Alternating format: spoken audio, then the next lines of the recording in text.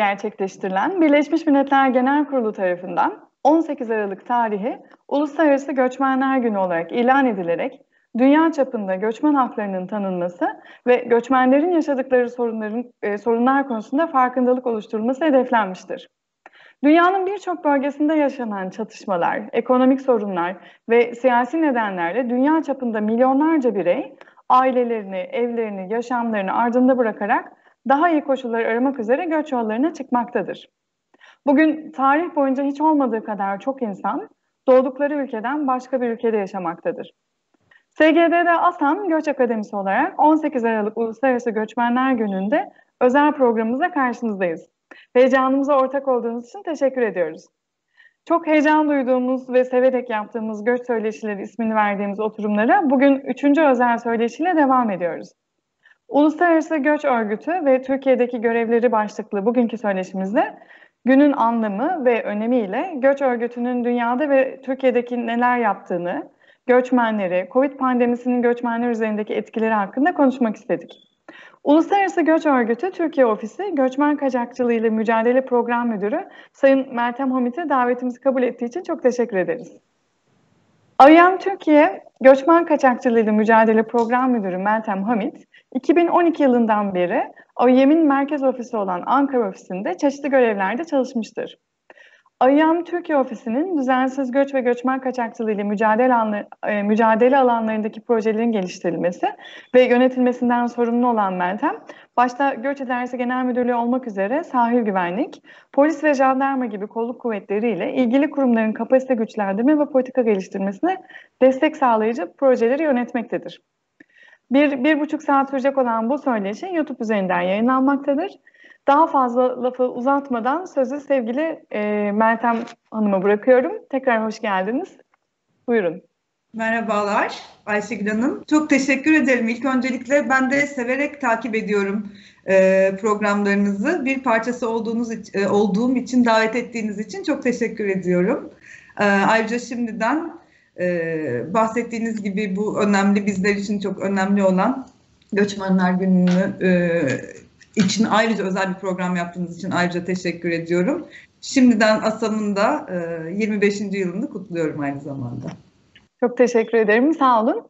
Ben müsaadeniz olursa hemen çok merak ettiğim birkaç soruyla başlamak istiyorum. Uluslararası Göç Örgütü'nün kısa tarihçesi nedir? Bir Birleşmiş Milletler Örgütü müdür, değil midir? Ya da bu konuda bilgi verebilirsiniz. Türkiye'de kaç senedir faaliyet göstermektedir? Türkiye özelinde çalışma alanları farklı mıdır, nelerdir? Çok sevinirim bunları duyarak başlamaktan. Tabii ki. Aslında Uluslararası Göç Örgütü de göç alanındaki diğer önemli bir Birleşmiş Milletler Kurumu olan Mülteciler Yüksek Komiserliği gibi İkinci Dünya Savaşı sonrası yıkım ve yerinden edilmiş çok sayıdaki göçmen ve mültecilerin ihtiyaçlarına binaen geçici bir kuruluş olarak, geçici bir komite olarak kuruluyor 1951 yılında.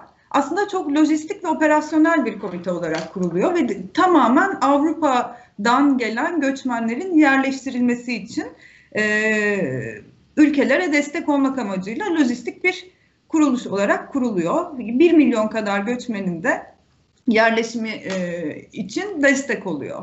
Daha sonrasında tabii ki insan hareketliliğinin artması ve göç konusunun giderek derinleşen ve alt dallarının oluşmasıyla birlikte çıkan ihtiyaçlarla birlikte Uluslararası Göç Örgütü'nün de faaliyetleri genişliyor. 1989 yılında Uluslararası Göç Örgütü adını alıyor ve gittikçe artan sayıda üye devletleriyle birlikte göç alanında lider kuruluş olarak, küresel olarak çalışmalarına devam ettiriyor. Ne yapıyoruz Uluslararası Göç Örgütü olarak? Bir yandan aslında üye devletlerimizin ve diğer paydaşlarımızın göç alanındaki operasyonel, teknik, politika ihtiyaçlarına destek sağlıyoruz. Bir yandan göçmenlerin ve göç konusunun anlaşılması konusunda destekler sağlıyoruz ve tabii ki insan onuruna yakışır biçimde muamele görmeleri için göçmenlere destek oluyoruz. 2016 yılında daha önce Birleşmiş Milletler'le birlikte çalışan bir kuruluştuk zaten. 2016 yılında statümüz artık Birleşmiş Milletler'e bağlı kuruluş statüsüne geçiyor. Ve o günden beridir. Bir yandan da işte bu yeni gelişmelerle birlikte biliyorsunuz Birleşmiş Milletler altında Birleşmiş Milletler Göç Ağı oluşturuldu. Aynı zamanda onun da koordinasyonundan ve sekreteryasından sorumlu bir kuruluş olarak çalışıyoruz. 430 civarında ülke ofisimiz mevcut. 140 ülkede ofislerimiz mevcut. Ve 173 üye devletimiz mevcut. Epey de yaygın şekilde çalışıyor. Peki Türkiye'de ne zamandır faaliyete devam ediyor? Yani 2016 öncesinde tabii Suriye krizine mi denk geliyor? Nasıl oldu? Onu da kısacık aktarma şansınız olursa. Aslında Türkiye'de 1991 yılından beri Uluslararası Göç Örgütü çalışmalarını devam ettiriyor. İlk ofisimiz 1991 yılında Ankara'da merkez ofisimiz kuruluyor. Ardından 1994 yılında İstanbul ofisimiz kuruluyor. Suriye krizi ve insan hareketliliği ile birlikte artan ihtiyaçlarla tabii ki Uluslararası Göç Örgütü çok fazla büyüyor. Daha öncesinde çok daha küçük sayılarda çalışanları bulunan bir örgütken işte 2013 yılında Antep ofisimiz açılıyor. Ardından Hatay, Urfa, 2015 yılında deniz üzerinden düzensiz göç hareketliliği ile birlikte İzmir ofisimiz açılıyor. Ardından Adana ofisimiz açılıyor. Şu an 1000'i aşkın personeli bulunan bir uluslararası kuruluş olarak, hatta küresel olarak dünyada en büyük ikinci uluslararası göç örgütü misyonu olarak çalışıyoruz. 1995 yılında Türkiye ile ilk anlaşmamızı imzalıyoruz. 2004 yılından beridir de Türkiye aslında Uluslararası Göç Örgütü'nün tam üyesi olarak çok yakın bir işbirliği içerisinde çalışıyoruz. Çalışma alanlarımız çok geniş çünkü göç alanı çok geniş olduğu gibi bizim çalışma alanımız da çok geniş. Bir yandan 3 temel alanda inceleyebiliriz çalışma alanlarımızı. Bir yandan biraz daha acil durum müdahale destek, birazcık bu özellikle Suriye'den gelen kitlesel hareketlerle birlikte genişleyen çalışma alanımız. Burada bir yandan Uluslararası Göç Örgütü Birleşmiş Milletler işbirliği içerisinde yürütülen mülteci müdahale faaliyetlerimiz var. Burada eğitim, psikososyal destek, hukuki destek, doğrudan nakdi veyahut da gıda desteği gibi çeşitli destekler sağladığımız, mültecilere doğrudan destek sağladığımız faaliyetlerimiz var. Akdeniz müdahalesi altında geçen faaliyetlerimiz doğrudan Sahil Güvenlik Komutanlığı'yla birlikte işbirliği içerisinde Akdeniz sahillerinde, Ege'de yürüttüğümüz ve mobil ekiplerimizle yürüttüğümüz faaliyetlerimiz var. Sahil Güvenlik Komutanlığı'nın kurtardığı göçmenlerin karaya çıkarıldıktan sonraki psikososyal destek, arada hassas durumda olanların tespiti gibi faaliyetlerin yürütüldüğü etkinliklerimiz mevcut. Sınır ötesi faaliyetlerimiz var küçük çapta da olsa. İdlib gibi yerlerde zor durumda bulunan kişilerin gıda desteği, ev, barınak, rehabilitasyonu gibi faaliyetlere yardımcı oluyoruz. Bunun yanı sıra göç yönetimi alanında çeşitli faaliyetlerimiz var. İlgili kurum ve kuruluşlarla başta İçişleri Bakanlığı, Göç İdaresi Genel Müdürlüğü olmak üzere Kolluk, Çalışma Bakanlığı, Eğitim Bakanlığı gibi belediyeler vesaireyle yürüttüğümüz biraz daha kapasite geliştirme, kurumsal kapasiteyi geliştirmeye yönelik çeşitli faaliyetlerimiz var. Göç alanındaki bütün neredeyse tematik alanlara yönelik göç ve sağlık, insan ticareti, göçmen kaçakçılığı, emek göçü, entegrasyon, tüm bu alanlara yönelik yürüttüğümüz çok sayıda projelerimiz var. Belki başta biraz da ondan bahsetmek lazım. Uluslararası Göç Örgütü tamamen projelendirilmiş bir uluslararası kuruluş. Bütün iş ve işlemlerini projelendirerek yapıyor. Donör kuruluşlardan aldığı, donör ülkelerden aldığımız fonlarla yürütüyoruz. Bu bağlamda çok çeşitli projelerimiz mevcut. Bunun yanı sıra bir de tabii daha operasyonel yaptığımız çalışmalarımız var. Bir yandan gönüllü destekli geri dönüş, ülkede sıkışmış, imkanları bulunmayan ama kendi menşe ülkesine dönmek isteyen kişilerin, gönüllü olarak dönmek isteyen kişilerin operasyonel kısımlarına destek oluyoruz ülkelerine geri dönmeleri için.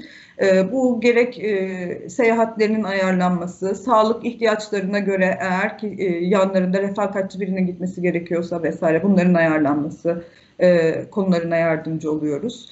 Üçüncü ülkeye yerleştirilecek olan mülteciler oluyor biliyorsunuz. Göç İdaresi Genel Müdürlüğü'nün tespit ettiği, Birleşmiş Milletler Mülteciler Yüksek Komiserliği ile birlikte tespit ettiği üçüncü ülkeye yerleştirecek mültecilerin operasyonel kısımlarıyla ilgileniyoruz. Bu kişilerin seçimiyle ilgili kısımda süreçlerde yer almıyoruz ama bu kişilerin bürokratik yardımı, transfer yardımı, yine sağlık ihtiyacı, refakatçi ihtiyacı varsa bunların sağlanması ve bir de yine bu mobilite altında değerlendirilebilecek aile birleşimi programımız mevcut.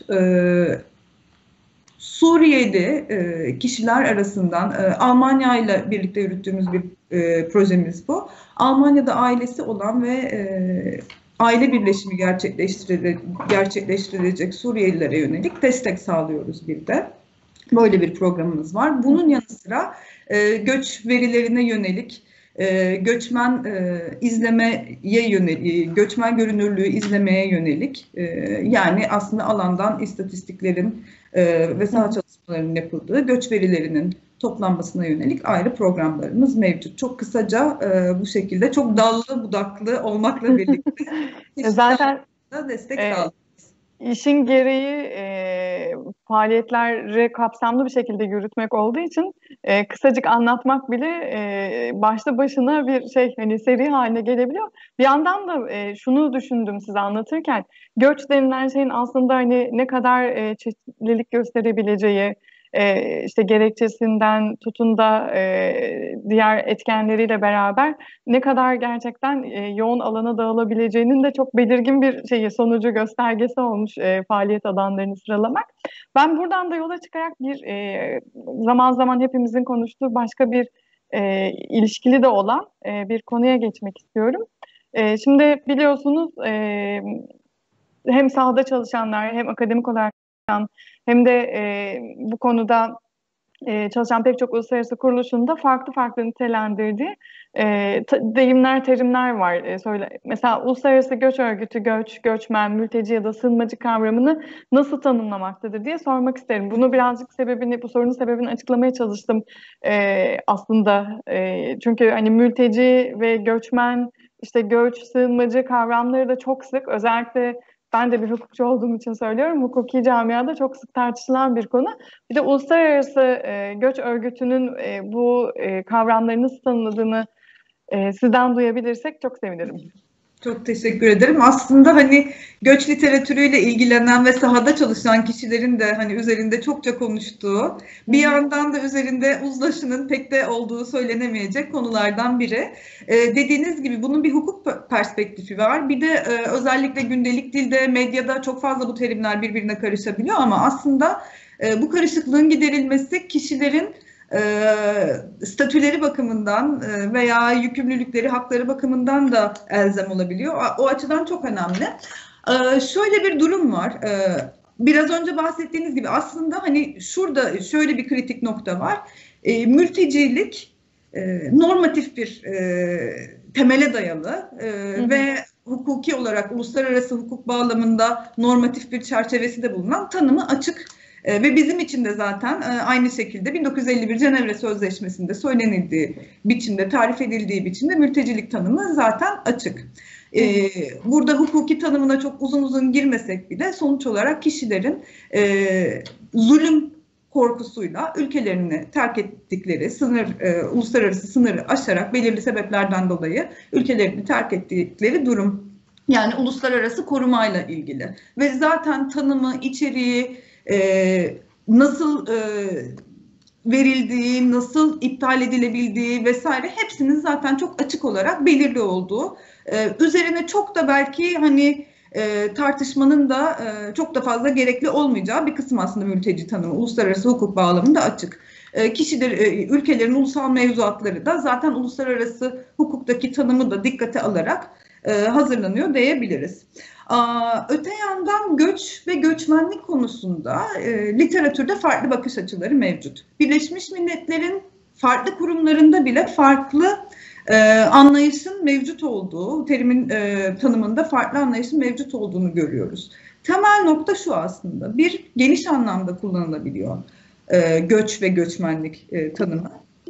Bir de daha dar anlamda, hatta residual dediğimiz artık gibi tanımlanan, yani mülteciden geriye kalan anlamında kullanılıyor. Geniş anlam şu aslında ve bizim Uluslararası Göç Örgütü olarak da kullandığımız tanım geniş anlam. Bizim için göç etmek ve göçmenlik şemsiye kavramdır ve bir harekete işaret eder, bir harekete delalet eder. Nedir bu da? Kişilerin doğdukları yerden veya alışılageldik mutat meskenlerinden ayrılmalarıdır. Bu ülke içi ise iç göç, bir uluslararası sınır aşılmışsa da uluslararası göçtür.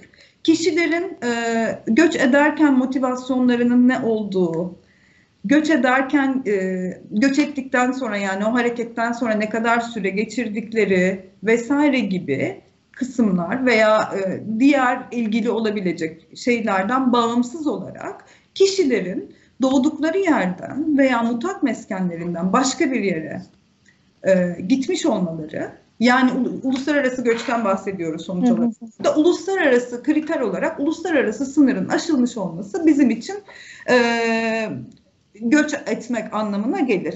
Göç ve göçmenlik bu anlamda şemsiye kavramdır. Çok farklı statüleri altında taşıyabilir bundan dolayı da. Yani bizim anladığımız anlamda. Biz bunu kendi operasyonel çalışmalarımız anlamında kullanıyoruz ve bu şekilde bakıldığında da tabii ki bunun altına bazen hukuki olarak doğrudan tanımlanmış, bazense hukuki bir tanımı olmayan farklı insan grupları girebiliyor.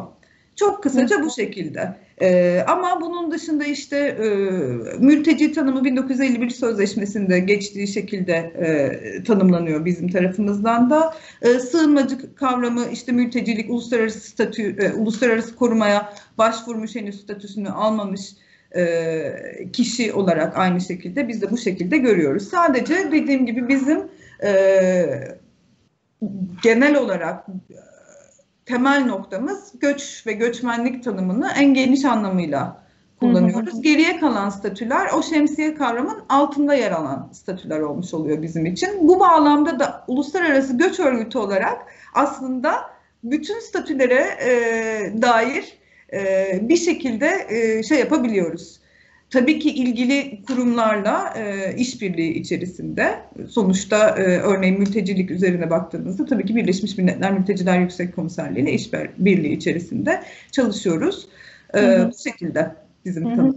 Bu zaten hakkında konuşulması, yani 2-3 cümleyle özetler misiniz diye bir yaklaşım haksızlık aslında. Çünkü gerçekten üzerinde çalıştayların, kitapların, çalıştayların yapıldığı, kitapların yazıldığı kavramlar bir tek Türkiye'de yaşadığımız bir şey de değil. Hani terminolojiye ilişkin bir konu da değil. Bütün dünyanın gerçekten üzerinde işte uzlaşmaya çalıştığı ama her disiplinin farklı değerlendirmeleri nedeniyle farklı manalar çıkartabileceği kavramlar, ama IEM'in genel olarak bu kavramlara yaklaşımının nasıl olduğunu, genel şemsiye olarak göçmeni kullandığını, kabul ettiğini görmek, duymak da ben kendi adıma söyleyebilirim. Rahatça, gönlüm rahatlığınca göçmeni kullanmak için bir vesile oldu diyelim. Peki anlatırken şey dediniz, IOM için, göç örgütü için hangi motivasyondan olduğu, göç etme eyleminin sebebinin ne olduğu fark etmeksizin doğduğu yerden başka yerde yaşayan gibi hani bir kavram kullandınız. Peki küresel anlamda baktığımızda göç çeşitliliğinden söz etmek mümkün o zaman. Yani motivasyonu çok farklı olabiliyor. Göç çeşitleri veya göçe sebep olan faktörler izleme faaliyetleriniz altında bakıldığında nelere denk geldiniz? Nasıl hani kategorize edildi? Aslında evet, yani ne kadar göçmen varsa o kadar bir yandan hani bireysel olarak baktığımızda, yani göçmene bir birey aktör olarak baktığımızda hakikaten ne kadar göçmen varsa o kadar göç biçimi var demek demeye denk geliyor neredeyse. Öte yandan farklı, yani literatürel anlamda farklı kategoriler altında değerlendirmek mümkün tabii ki. İşte gönüllü, zorunlu, düzenli, düzensiz ve birçok sebepten işte doğal afet, iklim değişikliği, ekonomik sebepler vesaire şeklinde çok fazla aslında motivasyondan kaynaklı ve çok fazla şekilde farklı alt tanımlar altına girebilecek aile birleşimi, öğrenci vesaire, aslında o kadar alt dalları var ki tek bir yani şunun altına girer demek çok zor, ama ne olursa olsun biz genel olarak göç hareketliliklerine, insan hareketliliklerine baktığımız zaman ve sizin de konuşmanın başında bahsettiğiniz gibi artma eğiliminde olan insan hareketliliği ve göç hareketliliğine baktığımız zaman şunu görüyoruz aslında. Kişilerin bireysel motivasyonlarının ötesinde bir yani eğilimleri etkileyen kişilerin bireysel motivasyonlarının ötesinde veya sadece kişilerin bireysel motivasyonlarına indirgenemeyecek bir faktörler dizisi var ki burada da çok daha küresel, ekonomik, siyasi, politik, teknolojik bir sürü faktörün bir araya geldiğini görüyoruz aslında. Yani küreselleşme ile birlikte, hızlı iletişimle birlikte, malların, hizmetlerin daha hızlı hareketiyle birlikte haliyle insan hareketliliği de artma eğilimine girmiş oluyor ve bu insan hareketliliğinin sebepleri, kategorileri çok fazla çeşitlenebiliyor. İşin daha da çetrefilli yanı, hani çok fazla faktör ve çok fazla farklı göç biçimlerinden söz edebileceğimiz gibi bir de son yıllarda eminim siz de fazlaca duymuşsunuzdur, karma göç hareketliliğinden bahsediyoruz. Yani belki de son yılların en çarpıcı eğilimlerinden biri de karma göç hareketliliği. Bu ne demek? Yani göçmenler ve mülteciler, göçmen kaçakçılarıyla işbirliği içinde, göçmen kaçakçılığı yoluyla veyahut da işte çalışmak için öğrenciler vesaire çok farklı kategorilerdeki kişiler aynı anda, aynı araçlarla, aynı rotalardan sınırları geçebiliyor. Üstelik göç hareketliliğinin güvenlikleştirilmesiyle birlikte ve düzenli bir biçimde hareket etmenin zorlaşmasıyla birlikte çoğunlukla bu kişiler düzensiz biçimde hareket etmek ve sınır aşmak durumunda kalıyor. Karma göç hareketliliğinden kasıt birazcık da bu, yani çok farklı kategorilerdeki insanların aynı anda aynı yolları, aynı yöntemleri kullanarak bir arada hareket etmesi. Ama aslında çok farklı ihtiyaçları, çok farklı statüleri, çok farklı motivasyonları ve çok farklı deneyimleri olan kişiler bunlar. Bu işi daha da tabii ki karmaşıklaştırıyor.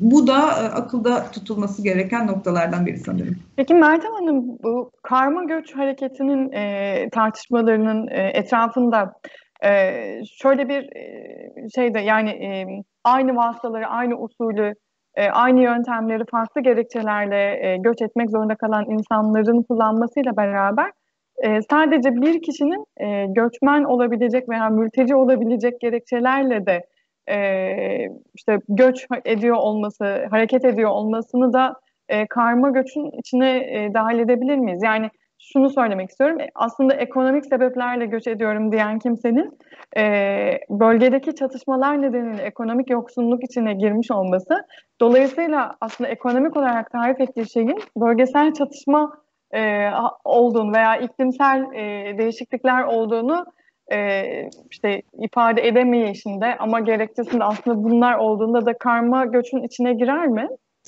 Tabii aynen, çünkü hani birden fazla motivasyon da var aynı zamanda veya hani yani evet, gerçeklik ve göç olgusu çok daha karmaşık, tek bir şeye indirgemek çok daha zor. Örneğin ikincil hareketlilikten bahsediyoruz veya mültecilerin, hani hali hazırda statüsü olan kişilerin ikinci bir ülkeye gitmesinden, statüsü sahibi olduğu ülke dışında bir yere gitmeye çalışması örneğin. Bu da aynı şekilde karma göç hareketliliği altına girebilecek bir nokta. Evet, bu da herhalde önümüzdeki dönemin temel çalışma konularından bir tanesi olacak. Sık sık Evet. karşılaştığımız. Evet ve Peki. saha çalışanlarının ve aslında devletlerin de birazcık işlerini de zorlaştıran bir durum diyebiliriz. Kesinlikle, çünkü çok fazla kesişen kümede hangisinde olunmalı, nasıl davranılmalı? Devletlerin, yani düzenleyicilerin ve bireylerin burada nerede durduğuna göre de değişecek galiba ilgili çalışmaların sonuçları. Peki Meltem Hanım, şimdi göç hareketliliği var. Pek çok sebepten olabilir, pek çok yöntemle olabilir gibi genel kapsamda baktık. Dünyada toplam göçmen nüfusu, yani aşağı yukarı biliniyor mu? Dünya nüfusunun yüzde kaçını oluşturuyor? Güncel veriler ışığında belki küresel ölçekte bir göç trendinden söz etmek mümkün müdür? Diye sorduktan sonra da Türkiye'yi soracağım ayrıca. Önce bir global trende bakalım. Tabii ki. Öncelikle belki şunun bilgisini vereyim takip etmek isteyenler için. Uluslararası Göç Örgütü her yıl 2000'den beridir göçe yönelik küresel göç raporları yayınlıyor. Bu farklı istatistikleri bir araya getirecek yayınlar oluyor bunlar. Bir yandan da bu tam da sizin bahsettiğiniz gibi eğilimleri değerlendirmeye çalışıyor. Uluslararası Göç Örgütü'nün internet sitesinden İngilizce olarak bu dokümanı da indirmeniz mümkün, erişmeniz mümkün bu arada. 2019 verilerine göre dünya üzerinde 272 milyon göçmen olduğu tahmin ediliyor diyelim. Bu da dünya nüfusunun yaklaşık 3.5 yüzde olarak %3.5'ine denk geliyor. Yani 30 kişi, her 30 kişiden bir kişinin göçmen olduğu bir yerde yaşıyoruz, bir yerkürede yaşıyoruz. Bu ne demek aslında? Bir yandan bu demek ki aslında hala insanların büyük bir çoğunluğu kendi doğdukları yerlerde yaşıyorlar. Öte yandan geçmiş yıllara baktığımızda bir artış olduğu, yüzdelik olarak da bir artış olduğu, yani sadece göçmen sayılarında değil, dünya nüfusuna oranında da bir çok büyük dramatik yükselişler olmasa da bir artış olduğu, en azından beklentilerin üstünde olduğu gerçeği var. Bu bize eğilim olarak biraz önce bahsettiğim gibi aslında bir yandan öngörmek çok kolay değil. Çünkü göç hareketliliği sadece tek bir sebebe dayalı değil. Birçok başka çok daha büyük faktörlerden etkilenebiliyor. Ama biliyoruz ki işte ekonomik istikrarsızlık, savaş, çatışma, iklim değişikliği vesaire bunun gibi zorluklar hareketliliği ve bir yandan da işte biraz önce bahsettiğim teknolojinin gelişmesi, seyahat etmenin kolaylaşması, bilginin hızlı iletimi vesaire, bunların hepsinin beklenti insan hareketliliğini de arttırması, bu eğilimi de arttırması yönünde. O yüzden beklenen eğilim evet, her ne kadar bu yıl pandemiyle birlikte insan hareketliliğinde dramatik bir farklılaşma olmuş olsa da bunu bir kenara koyarsak beklenen önümüzdeki yıllarda da göç hareketliliğinin artması. Böyle bir eğilimden bahsedebiliriz. Burada bu bahsettiğimiz 272 milyon kişinin 3'te 2'si emek göçü bağlamında, göçmen işçiler. Kişilerin %74'ü çalışma yaşında bu bahsettiğimiz. Yani aslında küresel ekonomide çok ciddi anlamda etkisi olan kişilerden bahsediyoruz bir yandan da.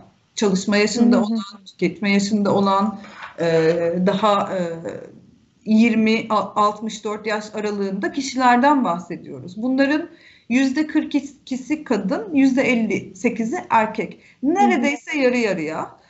Ve burada çok önemli diğer bir noktanın altını çizmek gerekiyor. Küresel olarak eğilimlere baktığımızda da göçün gittikçe kadınlaştığını da görüyoruz. Bunu ne anlamda söylüyorum? Kadınlar yalnızca aile üyeleri olarak aileleriyle birlikte göç etmiyorlar artık. Bireysel olarak da gittikçe daha fazla kadının göç ettiğini, hareket halinde olduğunu, çalışmak için, okumak için vesaire çeşitli sebeplerle daha fazla kadının hareket halinde olduğunu da görüyoruz. Bu da aslında çok önemli, küresel anlamda önemli eğilimlerden biri. Öte yandan bu noktada belki altı çizilmesi gereken diğer önemli husus, göç politikalarının bu toplumsal cinsiyet lensinden ne kadar baktığı, bu alana ne kadar geldiği ise birazcık soru işareti. Belki burada birazcık üzerine eğilinmesi gereken noktalardan biri. Çünkü evet, göçün kadınlaştığını görüyoruz.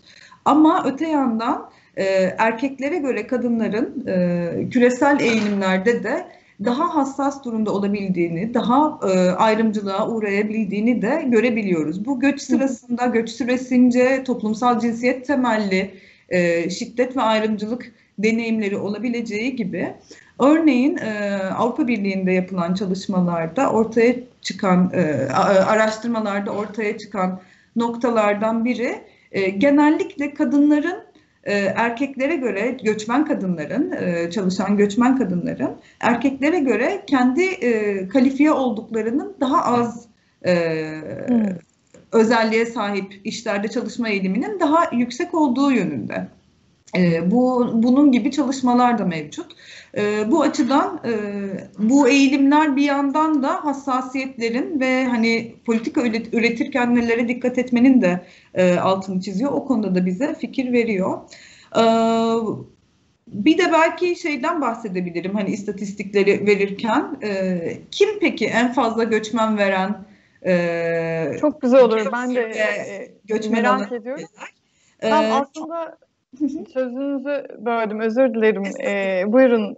Aslında benim merak ettiğim de şu, hani bu global trend devam ederken Türkiye'nin bu trendin içindeki yeri ve önemi, göç veren, transfer eden her anlamda. Bir de bu özellikle demografik özelliklerinden bahsederken göçün kadınlaşması ve toplumsal cinsiyet bakış açısıyla göç politikalarının yönetilmesini yani çok güzel oldu bunları söylemeniz. Çünkü bunlar da çok önemli konular.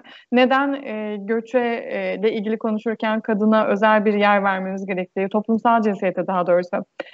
Neden her türlü bileşenin odanın içinde bir şekilde toplumsal cinsiyet bileşenin oluşmasının öneminde birazcık daha belirmiş oldu. Ben buna bir de çocuğu da merak ediyorum. Kadınlar ve hassas gruplarla beraber çocuklar. Önce Türkiye'deki yani Türkiye'nin global trenddeki yerini ve önemini, sonrasında hani çocukların bu global trendde ne durumda olduğunu da böyle birkaç şekilde bahsedebilirseniz sevinirim. Tabii ki, memnuniyetle. Öncelikle tabii ki hani alanda çalışan kişilerin de çok yakından farkında olduğu gibi alandan çalışmaya da gerek yok gerçi. Niye öyle dedim bilmiyorum. Hepimizin çok fazla farkında olduğu gibi göç konusunda artık Türkiye çok fazla odak noktası oluşturan ülkelerden biri. Bundan çok da geçmişte sayılmayacak bir süre önce biz Türkiye'yi göçmen veren bir ülke, temel olarak göçmen veren bir ülke olarak tanımlıyorduk veya transit ülke olarak tanımlıyorduk. Tabii ki Türkiye'nin geçmiş yıllarına baktığımızda göçmenlere ev sahipliği, göçmen ve mültecilere ev sahipliği yapma yönünde bir geleneği var, evet. Ama orantı olarak baktığımızda çok böyle ev sahipliği ilk temel tanımlandığı yer değildi Türkiye'nin. Suriye kriziyle birlikte tabii bu oldukça değişti. Bulunduğumuz coğrafya gereği zaten hani insan hareketliliği için bir kritik bir noktadayız. Göçmen ve mülteci hareketliliği için kritik bir noktadayız. Ve evet, bir yandan hala transit ülke özelliğimiz devam etmekte ama çok ciddi anlamda bir ev sahipliği ülkesi olduğumuz da çok açık. Ve zaten dünya üzerindeki en fazla mülteciye ev sahipliği yapan ülke Türkiye. Çok uzun yıllar, Suriye krizine kadar işte Pakistan dünya üzerinde en fazla mülteciye ev sahipliği yapan ülkeydi. Ama son yıllarda Türkiye bu konuda lider konumda bulunmakta. Ama hareketliliğe, göç hareketliliğine daha geniş anlamda baktığımızda eminim çok fazlaca konuştunuz ve konuşulacaktır Suriyeli mülteciler konusu. Onun için ona ayrıca girmeyeceğim ama ülke üzerindeki sırf istatistiklere bile baktığımızda giriş çıkışlara, yakalanan düzensiz göçmen sayılarına, verilen ikamet izinlerine, koruma biçimlerine hepsinde inanılmaz derecede artış olduğunu görüyoruz. Ve çok ne kadardır artış? Yani son 10 yılla mı mukayese ediyoruz, 90'larla mı? Yani son 5 yıl mı? Yani son 10 yıla baktığımızda zaten inanılmaz bir artış var. Şu an önümde rakamlar yok ama örneğin düzensiz göçte yani böyle 4 katı, 5 katı, ikamet de aynı şekilde. Aslında hepsinde çok ciddi. Şu an tam oran veremeyeceğim. Ama Göç İdaresi Genel Müdürlüğü zaten bütün istatistikleri sayfasında yayınlıyor. Oradan da kontrol edilebilir. Yıllara göre de veriyorlar. Çok ciddi şekilde artış var. Menşe ülkelere baktığımız zaman, ülkedeki göçmen profillerine baktığımız zaman çok ciddi bir çeşitlilikten bahsediyoruz. Yani karmaşıklaşması hani o global trendle birlikte Türkiye'de de göç hususunun ve göçmen profillerinin çok daha karmaşık hale gelmesi, çok daha çeşitli hale gelmesinden rahatlıkla bahsedebiliriz.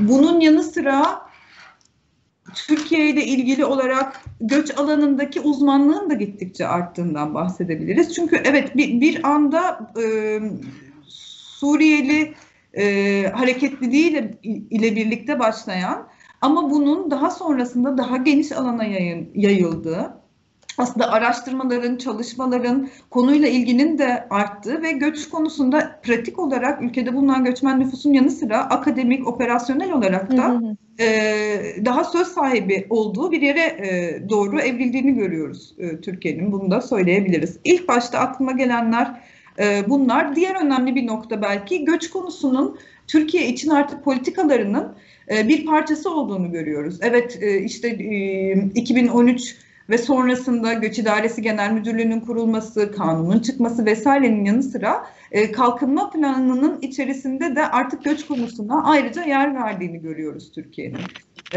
Bu da aslında politikalar, çok geçeyim, hani göç hareketliliğiyle birlikte göç konusunun politikaların içinde de daha fazla yer aldığını görüyoruz Türkiye'de de. Aslında tam çok güzel bir nokta. Her zaman bizim de söylediğimiz, sizin de şimdi topluca dile getirdiğiniz gibi bu göç konusu sadece bir disiplinin, bir konunun, bir kurumun işte üzerinde çalışacağı ve çözümler üreteceği, çözümler demeyeyim, yönetimine dair önerilerde bulunabileceği bir alan değil. Hem kişilerin homojen yapısının olmaması, yani göçmen denilen profilin tek bir profilden oluşmaması, hem de ihtiyacının çok çeşitlilik göstermesi, koşulların çok farklılık, çeşitlilik göstermesi nedeniyle tüm ulusal ve uluslararası kuruluşların bir arada, akademinin, sivil toplumun bir arada çalışarak önerileri geliştirebileceği bir konu. O yüzden göç örgütünün de bunu derli toplu bir şekilde aslında gözümüzün önüne seriyor olması, yaptığı izlemeler, rakamlarla, işte trendlerle bence ışık tutuyor demek isterim. Biz de bunu çok sık dile getiriyoruz. Şeyi de çok sık dile getiriyoruz. Türkiye'nin özellikle son yıllarda kazanmış olduğu bu göç yönetimine ilişkin ki kapasitenin değerlendirilmesi gerektiği ve bu kapasite gelişiminin, işte yetenek, beceri gelişiminin de muhakkak ve muhakkak pek çok alanda acil afet yönetiminde illa hani göç krizi olmasını, bir mülteci krizi olmasına gerek yok ama toplulukların yani yönetimindeki deneyiminin aktarılması ve bunun için de ilgili mekanizmaların oluşturulması gerektiğini biz de sürekli dikkat çekmeye çalışıyoruz. Çocuk konusunu sormuştum ama belki hani elinizde var mıdır sayılar? Çok kısaca söyleyeyim o zaman onu da. Çocuk konusunda çocuk tanımı, şunu söyleyebilirim global trend olarak. Hala çocukların çoğunluğu aileleriyle birlikte göç ediyor. Ama gittikçe artan sayıda refakatsiz çocuk da hareket halinde. Yani çok koruma anlamında çok hassas gruplar hareket halinde. Diğer önemli nokta 26 milyon civarı mülteci olduğu düşünülüyor şu anda. Bunun neredeyse yanılmıyorsam Yarısından biraz fazlası 18 yaş altında. Hı hı. O yüzden çocuklar da hareket halinde. Oran olarak genel orana baktığımız zaman çok fazla büyük değişiklikler olmamakla birlikte yine dramatik değişiklikler. Yani bütün göçmen nüfus içinde çocukların oranı. Hı hı.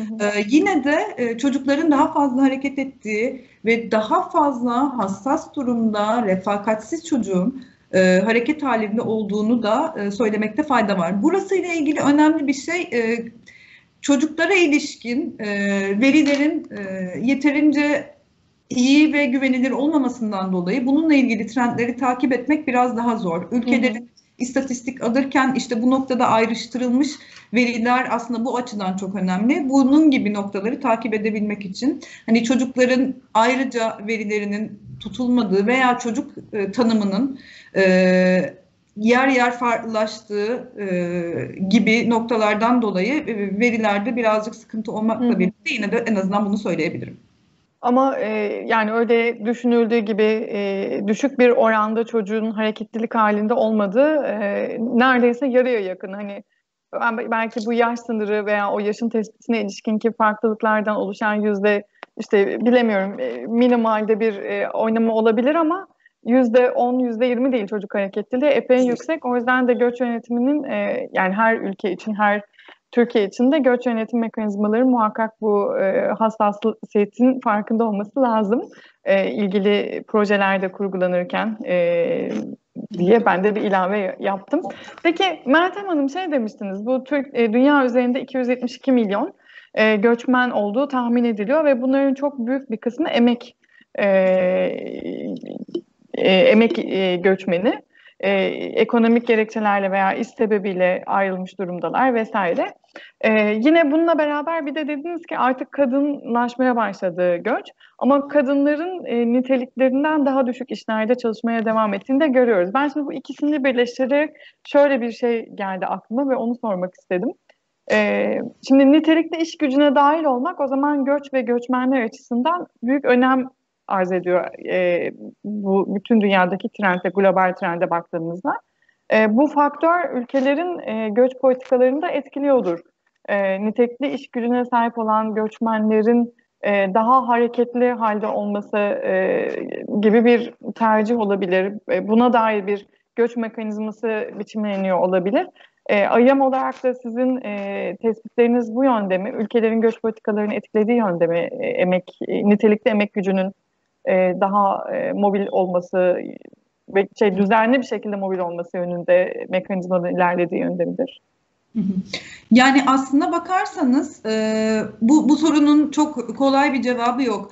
Çünkü hani yüksek nitelikli ya da daha düşük nitelikli işlerde yani nitelikten bağımsız olarak piyasanın ihtiyaçlarına göre, emek piyasasının ihtiyaçlarına göre göçmen işçilerin piyasada çalıştıklarını biliyoruz. Yani bir yandan evet genel olarak ülke politikalarıyla aktör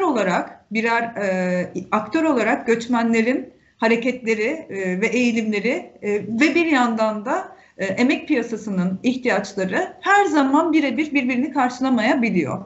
Burada aslında şunu demeye çalışıyorum.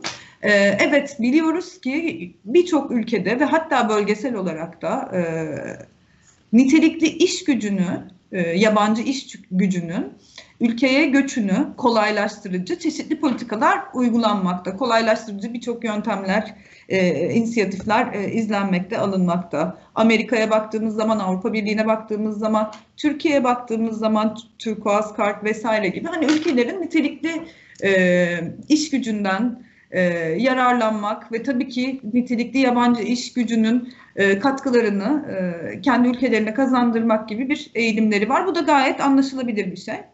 Ama öte yandan şunu da biliyoruz ki özellikle nitelikli iş gücü sahibi, vatandaş sahibi sayıları daha fazla olan ülkeler başta olmak üzere daha az nitelikli veya niteliksiz sayılabilecek iş kollarında çok fazla göçmen çalışmakta. Tarım, temizlik, bakım, ev işleri, inşaat, tekstil gibi birçok alanda ve çoğunlukla da düzensiz biçimde göçmenlerin çalıştıklarını görüyoruz.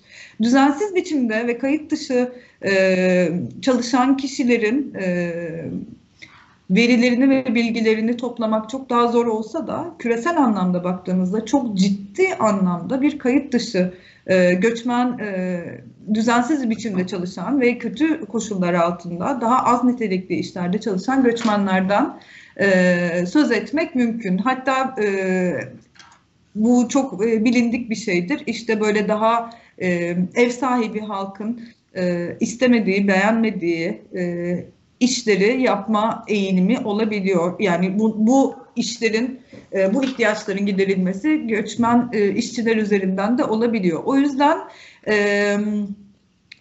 dediğim gibi politikalarla iş piyasasındaki gerçekler bazen birbirini tutmuyor. Bunlar birbirinden ayrıksı olmak zorunda da değil tabii. İkisi aynı anda da yürüyebiliyor.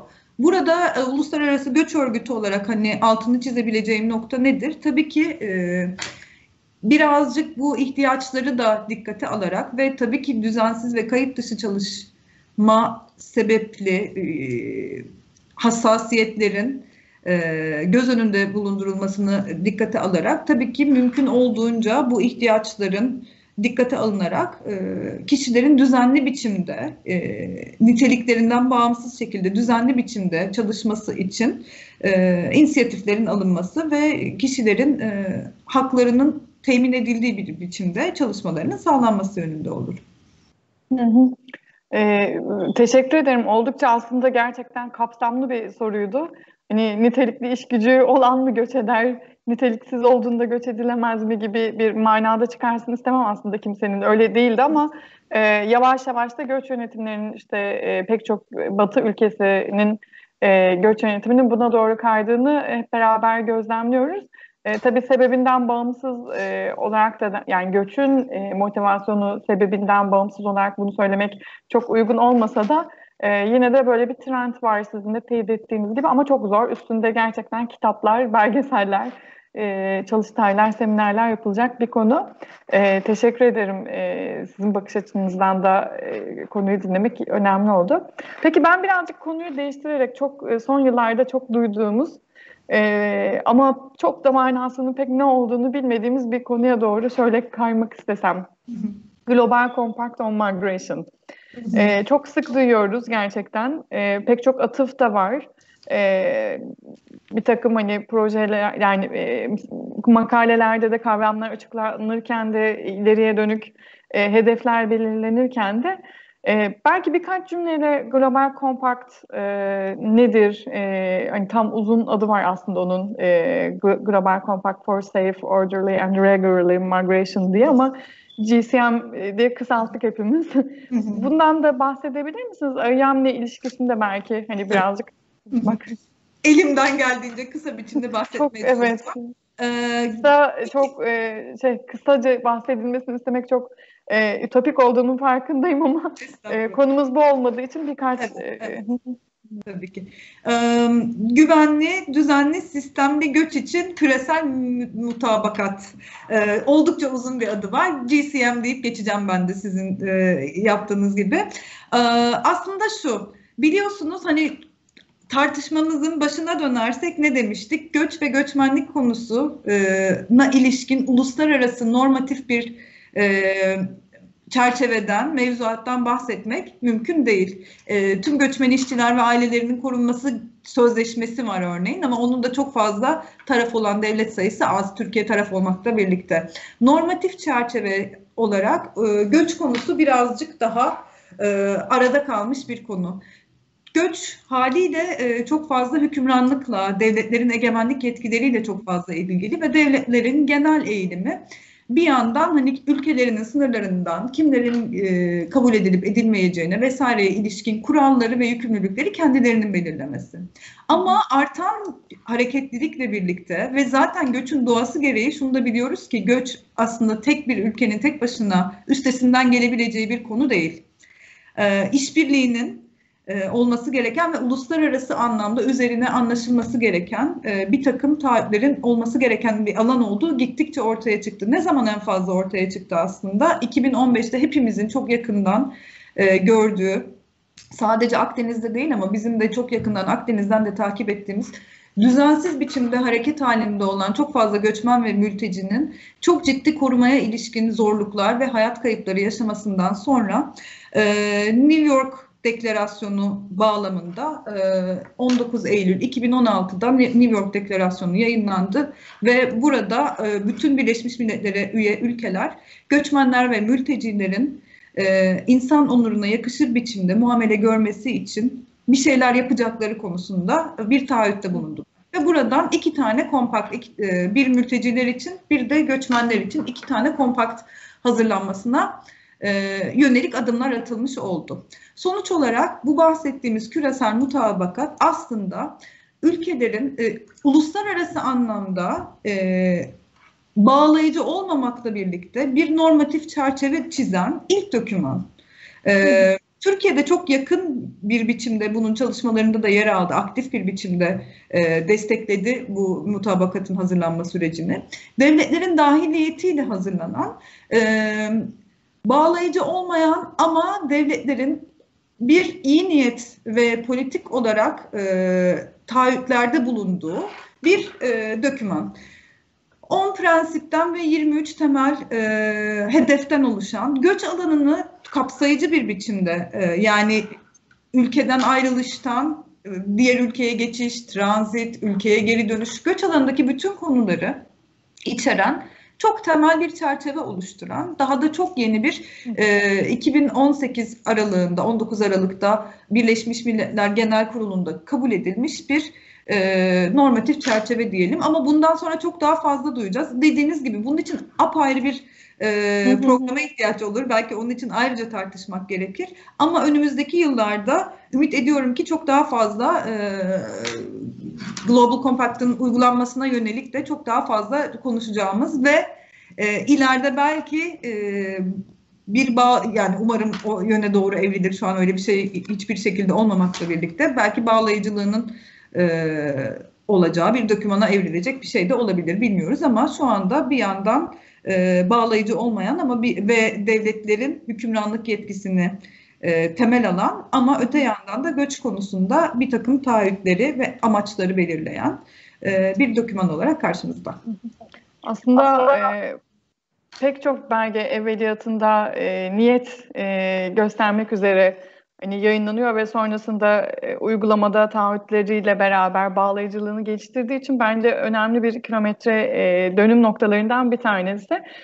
Umarım ilerleyen dönemde göçün de hani hep bahsettik ya, aslında göç o kadar da uzak değil içimizden. Hepimiz bir şekilde bir yerinden, her disiplinden, her kişiden, her coğrafyadan dokunuyoruz. O yüzden Global Compact'ın da göç, migration odağıyla konulara, hedeflere ve işte kalkınma amaçlarına ulaşmasını düzenliyor olması bence çok umut verici. Ben bu noktada yine Global Compact'la birlikte anılan zaman zaman işte hani nerede durduğu da pek bilinmeyen benzer bir konuya da geçmek istiyorum. Sürdürülebilir kalkınma hedefleri. Biraz önce siz de söylediğiniz işte Global Compact bu New York Deklarasyonu sonrasında işte iki kompakt çıktı ortaya ve kalkınma hedefleri var diye. Peki bu sürdürülebilir kalkınma hedefleri bağlamında Uluslararası Göç Örgütü'nün üstlendiği misyonlar var mıdır? Ve varsa nasıl bir ilişkiden, yani göçmenler ve sürdürülebilir kalkınma hedefleri arasında nasıl bir ilişki var? Bundan söz edebilir misiniz? Tabii ki, teşekkürler. Öncelikle evet, Global Compact'ın dediğim gibi 10 tane ilkesi var. O 10 ilkeden biri de zaten sürdürülebilir kalkınma. Ve evet, Birleşmiş Milletler sürdürülebilir kalkınma hedefleriyle yakından ilgili.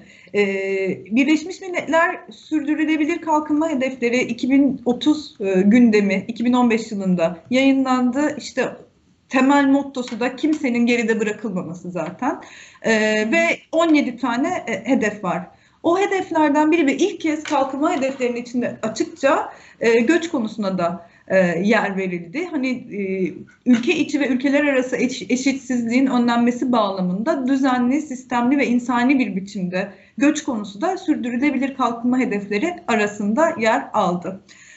Uluslararası Göç Örgütü dediğim gibi zaten 2016 yılı itibariyle artık Birleşmiş Milletler bağlı kuruluşu olarak ve kalkınma grubunun da içerisinde yer alarak kalkınma hedefleri bağlamında sadece doğrudan göçün bahsedildiği değil ama göç öyle bir alan ki en başından beri söylediğimiz üzere aslında kalkınma hedeflerinin hepsinin bir yandan da göçle alakalı bir yaklaşımı mevcut. Göç lensiyle bakmak mevcut. Bu bağlamda hem ilgili kalkınma hedefinin yerine getirilmesi hem de kalkınma hedeflerinin izlenmesi bağlamında Uluslararası Göç Örgütü de bir yandan da zaten küresel mutabakatın uygulanmasına yönelik destekleriyle öte yandan Birleşmiş Milletler Göç Ağı'nın sekreteryası ve koordinatörlüğü altında kalkınma hedeflerine de bu bağlamda uygulanmasına yönelik bu bağlamda destek sağlamakta. Doğrudan ilişkili dediğim gibi zaten hani hedef kimsenin geride bırakılmaması. Bu kimsenin arasında tabii ki göçmenler de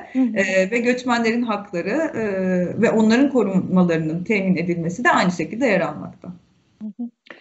Doğru. Kimsenin geride bırakılmaması hedefi konulunca gerçekten ben çok beğeniyorum bu sloganı. Hiç dışlayıcı değil, çok içerleyici, kapsayıcı, içeri alıcı. Göçmenleri ve hani diğer dışarıda kalan işte her türlü işte kapsayıcılığın dışında kaldığını düşünen herkes de dahil ediyor. Dolayısıyla Göç Örgütü'nde aktif bir şekilde bu hedefleri gerçekleşmesi için hem şeffaf bir şekilde, güvenilir ve şeffaf bir şekilde verileri paylaşması da önemli araçlarından bir tanesi bu hedeflere ulaşmak için. Çünkü nerede olduğunu, hangi alanda geliştirmesini görmek önemli zannediyorum. Hem ülkelere, organizasyonları, özel şirketlere, uluslararası organizasyonları hepsi için önemli bir veri sağlıyor. Meltem Hanım, bunlar böyle genel olarak konuştuğumuz konular, güzel de gidiyor. Ben de çok şey öğreniyorum. Hem zamanımız da daralıyor. Bir saate geçmek üzereyiz. Neredeyse konuşmaya başlayalı. Fakat özellikle içinden geçtiğimiz sürecin de yani Covid-19 pandemisinin de içinden geçiyoruz ve hepimize etkisi oldu.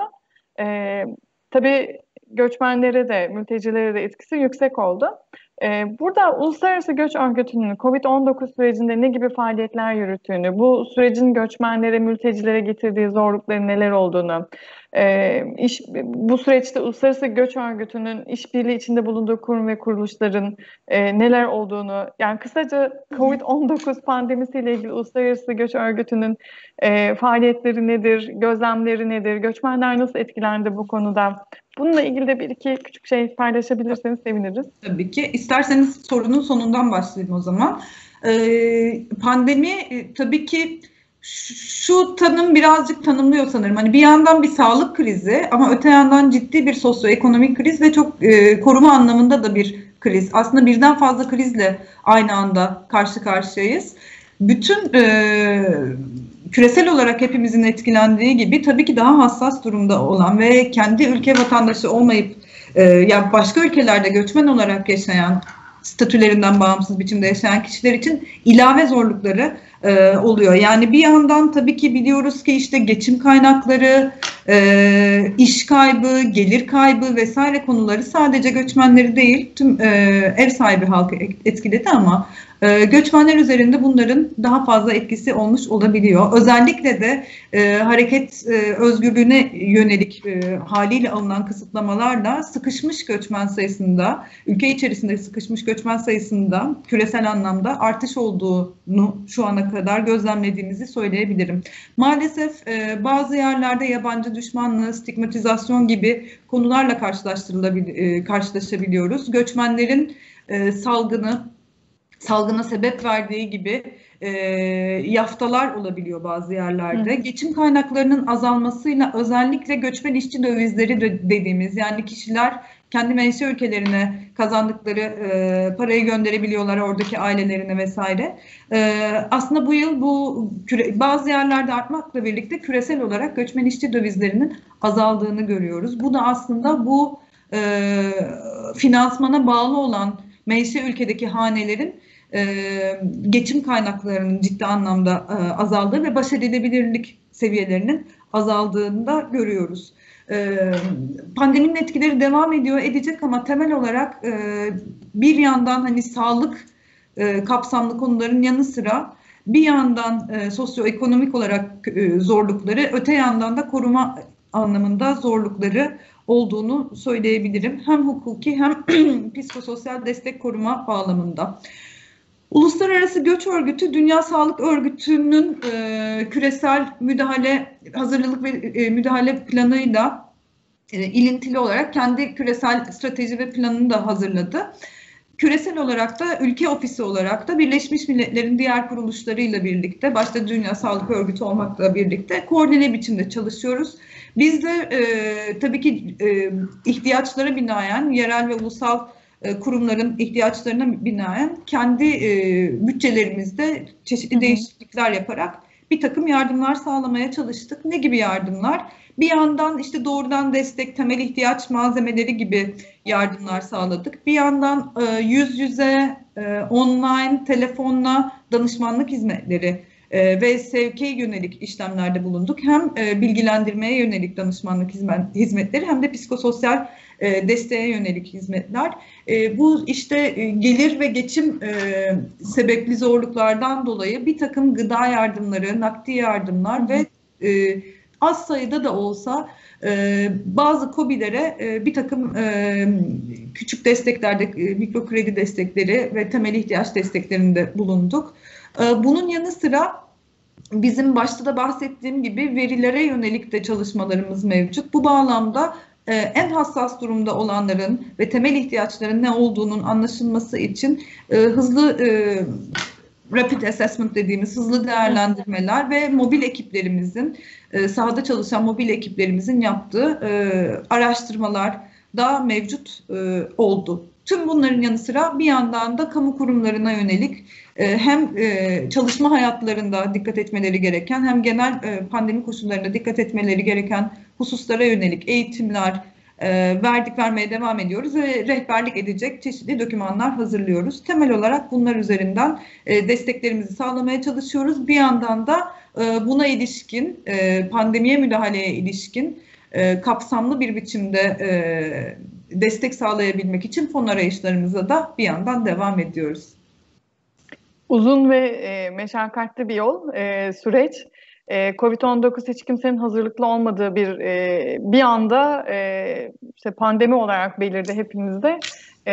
Tabii bugüne kadarki çalışmalarımızdan edindiğimiz kapasiteler ve deneyimle hemen organize olarak işte bu pandemiden yoğun bir şekilde etkilenen göçmen topluluklarının desteklenmesi için pek çok mekanizma geliştirildi. Ben bu konuda verdiğiniz destekler için de teşekkür ederim.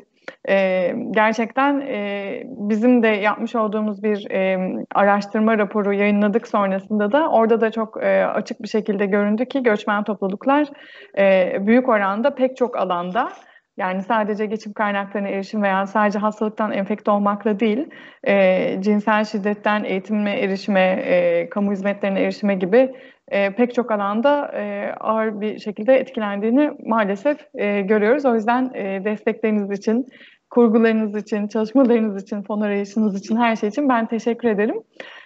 Gerçekten güzel bir söyleşi oldu ama sizi de görüyorum ki yoruyorum. Çünkü normalde biz canlı yaparken bir de soruları alıp bir es verdirme şansımız oluyor söyleşiyi yaptığımız konumuzda. Bugün öyle bir soruları dışarıdan almadığımız için sizi daha da çok gördüm.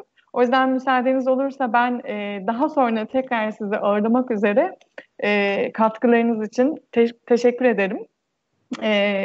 IMI göç çeşitlerini, terminolojiyi, global göç trendlerini, göçün toplumsal cinsiyete bakışını, neden ihtiyaç duyduğunu, global kompaktı, sürdürülebilir kalkınma amaçlarını ve son olarak da pandeminin göçmenler üzerindeki etkilerini ve neler yapıldığı gibi pek çok konuyu sizinle beraber gözden geçirme imkanı bulduk.